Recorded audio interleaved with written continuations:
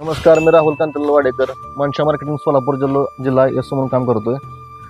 सध्या केळी हे पीक मला माहीत नव्हतं. आमच्या भागात म्हणजे आम्ही पंढरपूरच्या खालच्या भागात तिकडे केळी लागवड होत नाही.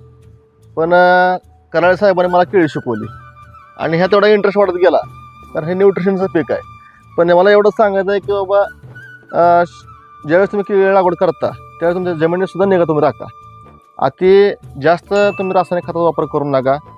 होता येईल तेवढं जास्त करून जैविक शेतीकडे लक्ष द्या आणि तुमच्या केळीचं 100% उत्पन्न हे जैविक शेती नक्कीच वाढेल.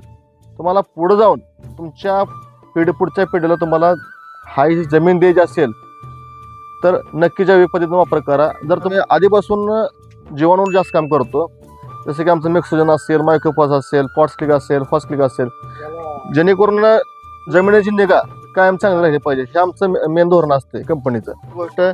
तर हे साधारणतः 10 ते 11 महिन्यात पीक आहे, 11-12 महिने घेतं हे साधारणतः. मला एवढं सांगायचं राहील की तुम्हाला जर बाबा मनशा मार्केटिंगचे काय संपर्क साधायचा असेल तर तुम्हाला ह्या व्हिडिओ मागं QR कोड पण तुम्हाला मिळेल मनशा अकॅडमीचा. आणि विषय सांगायचं म्हणजे आम्ही प्लॉटवरती आता हा मनशा समूह आहे मोठा, खूप प्रत्येक ठिकाणी मोठा प्रतिनिधी पोचू शकत नाही. त्या ठिकाणी आम्ही प्रत्येक तालुक्याने व्यक्ती नेमलेले आहेत. ते बऱ्यापैकी प्लॉटवर जातात, शेतकऱ्यांच्या 15 दिवसातून एकदा प्लॉटवर व्हिजिट करतात. बाबा मातीला काय गरज आहे, पिकाला काय गरज आहे, त्याची वेळ, त्याला काय सध्या कोणत्या रोगाचा प्रादुर्भाव झाला आहे हे समोर डोळ्याने बघितल्यावर आम्ही मार्गदर्शन करतो. असं काय की मोगम आम्ही शेड्यूल बनवल्याने देतो असं काय नाही.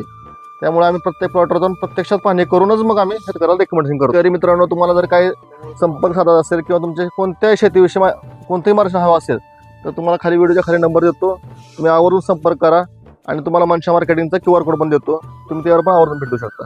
धन्यवाद.